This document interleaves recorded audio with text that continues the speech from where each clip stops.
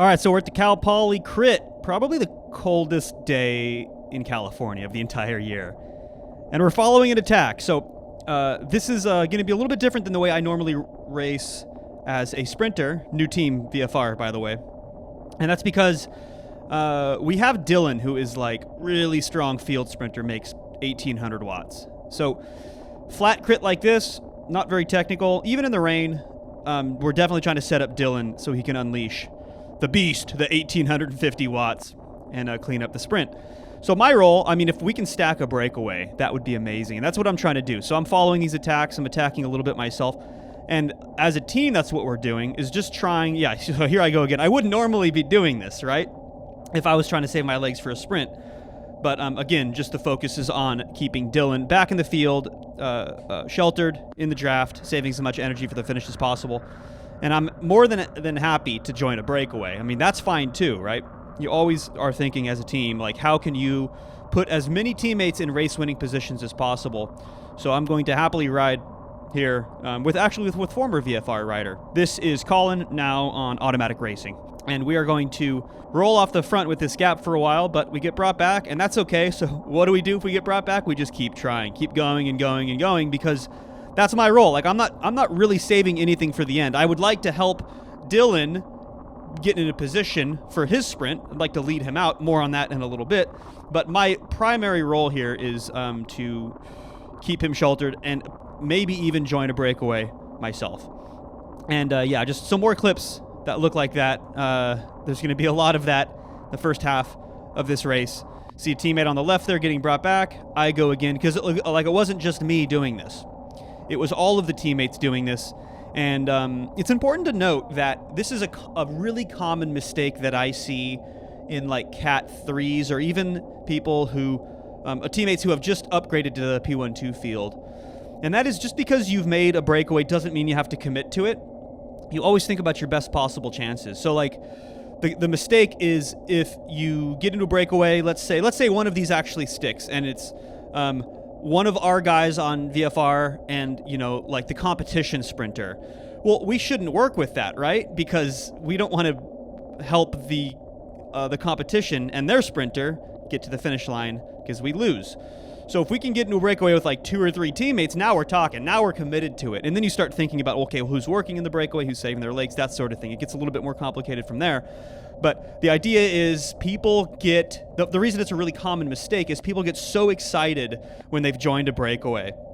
They forget about what are the objectives, like what's our best possible chance for success in this race. And just because you're in the breakaway, that doesn't necessarily mean that's the best possible chance for success. Like in this one, for example, stacked 2 versus 1, would gladly ride with this one, but it doesn't end up working. So anyway, a lot more of this in the first half of the race, but I really want to focus on like the final 5 laps.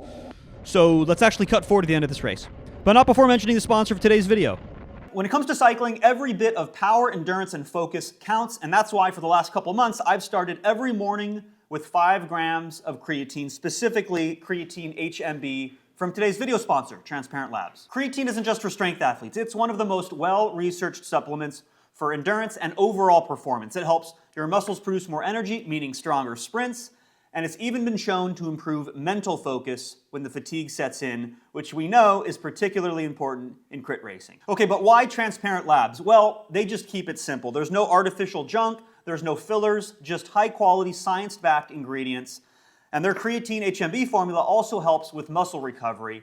And like I've said before, there's no such thing as overtraining, just under-resting. So look, if you want to ride stronger, recover faster, check out Transparent Labs Creatine HMB. Hit the link below or use code NORCAL to get 10% discount on your order. Now back to the race. All right, we have officially cut over to Dylan's POV. This is me right in front of him. He has found my wheel. We talked about this before the race. I was going to do everything I could in the final couple of laps to get him to where he needs to be.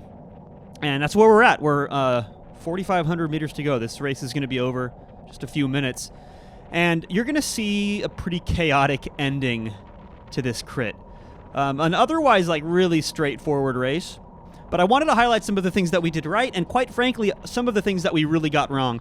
So the first thing is there's a lot of us in this race. There's there must have been 8 of us. So we were by far the biggest team in this race, and we really wanted to control the front, and that's exactly what we're doing now. You can see that there's a whole bunch of us at the front, maybe 6 of us at the front. But the problem was we got to the front too early. And on a course like this, it's just too hard to really string it out at a high rate of speed. The idea with the lead out is you are making it progressively faster. So it becomes harder and harder to pass. And then when it matters the most, at like 200 meters to go, it's almost a full sprint, giving your sprinter the best possible lead out for his finish. Because if you're already going at 95% sprint speed, then it becomes really difficult to make a pass. Like even a single bike length. Like that's the idea behind a lead out. And we are going a little bit too fast, a little bit too early. And I'm realizing that this is probably unsustainable. And sure enough, like we are starting to get a little bit swarmed here. This is why you want it to go faster and faster. It prevents this exact thing from happening. Prevents these riders on the left from swarming. Here's the Butcher Box, Butcher Box duo, both of them coming up on the left. And here's the thing, like you can take the front at 5 or 6 Ks like we did, but it depends. It's so course dependent. It's really hard to command a course like this that's wide roads, really smooth sweeping corners, because it's so easy to pass. Like you just go out to the left, you go out to the right, there's plenty of space to get around people, and that's what folks are doing around us right now. The competition is just coming around us. Now think if it were a really technical crit. At a really technical crit, you guys can take the front way earlier than you think. That's why I always say try your absolute best to be in the top 5, top 10 riders in the last few laps of a technical crit, because it's really hard to pass.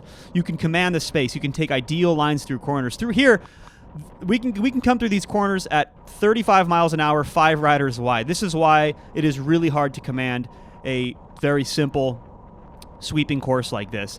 And as a result, we're just getting crowded. The idea of this lead out is we're supposed to be going faster and faster, but now we're just starting to lose a little bit of firepower. I'm being crowded on the left here by the Butcher Box rider, and he is really fighting for the end of our lead out. Little does he know we're slowing down. It's probably not the best wheel to follow. And yeah, this is the lap. He starts pushing me. I hate to see it. I hate to see me get pushed off the lead out like this. Yeah, I was not willing to take any risks. This is a January collegiate race in the rain, and I am not throwing down. Yeah, put me in some of the bigger races this summer, and I'll push back. In fact, we just made a whole video about making contact and some of the drills to get more comfortable with that sort of thing. But anyway, we are now completely fallen apart on the front. We have no longer controlled this race. It's really just down to Dylan and I, and look at the riders passing on the left, look at the riders passing on the right. Yeah, there's a teammate on the left falling back. So this is the consequence of taking things up a little bit too early, and these wide roads make it really hard to keep my guy in good position. There's not much I can do about these riders. Mike Spike's rider on the left passing, like there's not much I can do about that in this moment. But I do have to give myself an out in order to eventually respond to this stuff, because just in the last 50 meters, 100 meters, I have lost like 6 positions, and even more. Like these riders just continue passing, and that's why these races on non-technical courses are so much more about positioning yourself in the group rather than positioning yourself on the course, because these corners are almost inconsequential. It's almost just like a straight line finish that you would see in a Grand Tour or something like that. That's the way this course was racing. So anyway, we're coming through 1 lap to go. Position 25 or something like that. Not good. I need to see if I still have teammates up there. Oh, I do 1 check over the shoulder, if you saw that. 1 check over the shoulder. I'm about to do something stupid. Are you following me, Dylan? Because this is the outside line, unsheltered, but as a reminder, that's my job here, is to burn energy so Dylan doesn't have to, and I'm trying to get back up into position. And we do still have a couple of teammates up here, so maybe we can still make something happen. But yeah, again, like I just got up into like 3rd wheel, 4th wheel, and look at all these riders passing on the right. Like, it's just difficult on a course like this, you guys. Yeah, I think ideally we would have saved, our 6-rider lead out to maybe 1 or 2 laps to go and just drilled it. You have to be going so fast in order to control a race like this, on a course like this. So, oh my God, so many riders passing me. That work that I did on the outside to try to position Dylan, I just gave it all back. by all these riders passing on the right, which, again, there's not much that we can do. I need to find an out here and just make sure I have an open lane. I'm looking for one on the inside. This gentle curve to the right, you can go so much faster if you're on the inside. I don't find it on the right. I start looking for it on the left.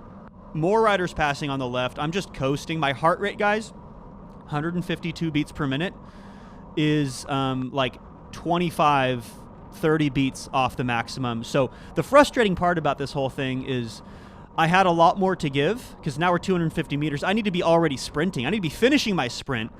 And I just didn't have it. I just had no place to go. I was a prisoner in that peloton. By the time I finally see some daylight, we're 150 meters to go. And Dylan rips it. And he makes good numbers still, over 1,500 watts. He's clearly faster than everybody else in this field, but I just did a shit job positioning him where he needed to be, and all he could manage was fourth, even though you can see clearly he's going faster than everybody. So look, we make mistakes in January, so we don't make them in June or July. I can do a lot better commanding this space, being physical, not getting boxed in. You'll see me doing that in some of the bigger races, and then as a team, just organizing at the front at the perfect timing so we're increasing our speed until those final couple of laps when it matters the most. So get subscribed if you guys want to see us eventually get this right in future videos. And don't forget about the Transparent Labs 10% discount code NORCAL. Thanks for watching. Catch you in the next one.